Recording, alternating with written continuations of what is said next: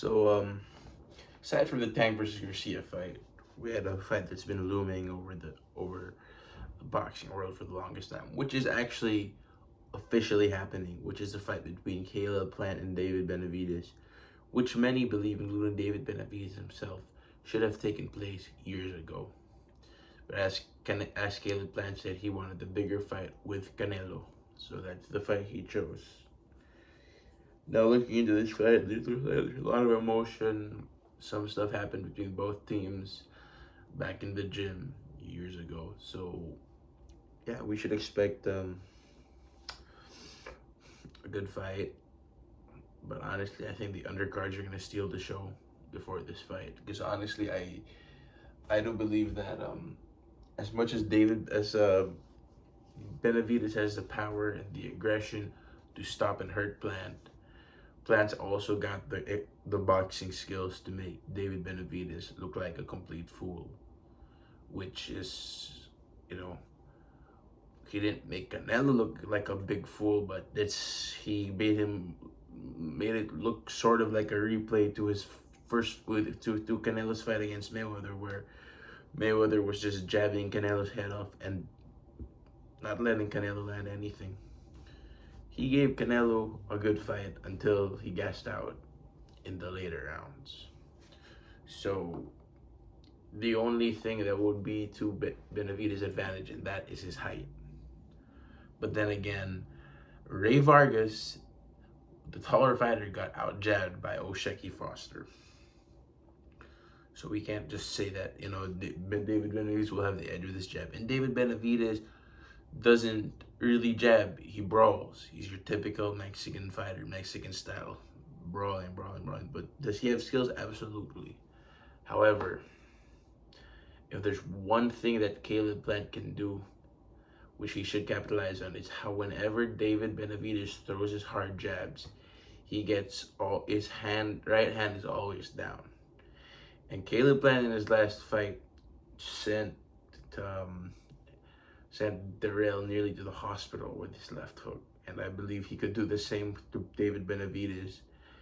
And he won't really have a much harder time because his face is right on the shoulder level of Caleb Plant.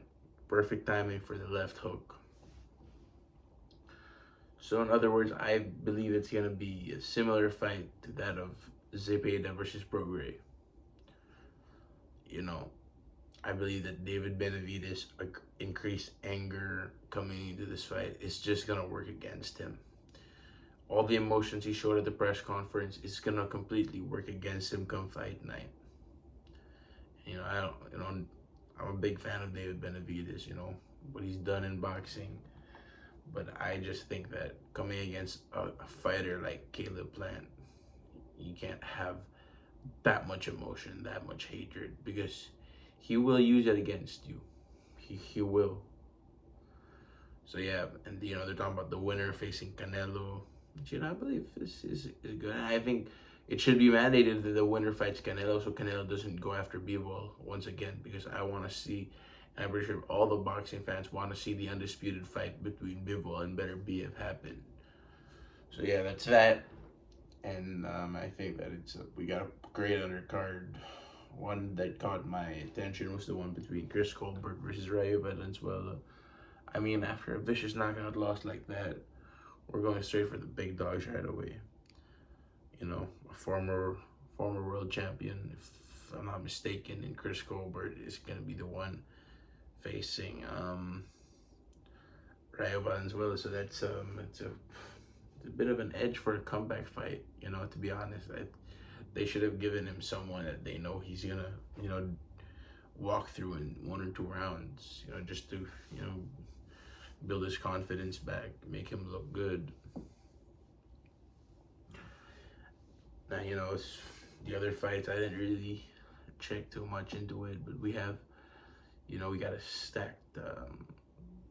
stacked April after that. We got 3 good cards. We got Pam Rodriguez campaigning at 112 on the undercard. Marlon Tapales finally getting his mandatory title shot against MJ Akhmadaliev. Then we got Shakur Stevenson against an unknown Japanese fighter, which many people are underestimating. I just don't know why. Because if it was Nakatani, people would say, okay, this is a good opponent. The guy he's facing was the one who stopped Nakatani. Okay? And a little secret for you guys, he's half Filipino, Shakur's opponent. So it's almost like he's facing a Filipino fighter, you know? If that could be added to the Philippine boxing world. Now, aside from that, what was just announced is Takuma Inoue going back down to the bantamweight division, fighting for the WBA 118-pound championship, which is vacated by his older brother. And beautifully enough, the main event is going to be Kenshiro, as he moves one step closer to being the undisputed champion at junior flyweight, facing Jonathan Gonzalez for the WBO junior lightweight championship. Now, I personally believe that Kenshiro would beat him with ease. Unless he gets caught, because every time he gets caught, he gets wobbled. He's already been chin checked by several fighters. Buki and even the last guy he stopped, Hero. The last guy he stopped for the WBA championship. I forgot his name. I can't believe I forgot that guy's name. I've been following Japanese boxing for the longest time. Oh, Hiroto Kiguchi. There we go. Yeah, he got rocked by that guy too. I believe that he's just one fight I really want to see in the future at 112 pounds, or maybe if Bam could make 108, is Jesse Bam Rodriguez against Kenshiro Teraji. That would be one for the centuries. That would be an awesome fight. Just pure boxing skill, but it's gonna be almost like a brawl. Yeah, that's just my 2 cents about boxing for early 2023. It's been pretty good. We got a good fish. And honestly, the first biggest event was, of course, we got Tank Davis, but then after that, we had Navarrete nearly stealing the year. Okay. So one fight that will most likely happen before the second half of this year is Navarrete versus Valdez, and everyone now is overlooking Navarrete. It just Valdez should beat him with ease. However, I'll tell you right now, if no one's winning that fight with ease, not one of them. This is gonna be the type of fight where, you have to have, or both fighters are just willing to die. That's gonna be that type of war in that ring. So it's the type of fight where there's gonna be like 10 ambulances outside with all the doctors in the world, because they will take years of each other's life in that fight. That's what it is. And the fight between Navarrete and Wilson, that's when the press conference began for David Benavidez versus Caleb Plant.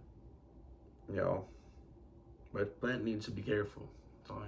He can't stand steady in one place, and he better make sure he can't gas out.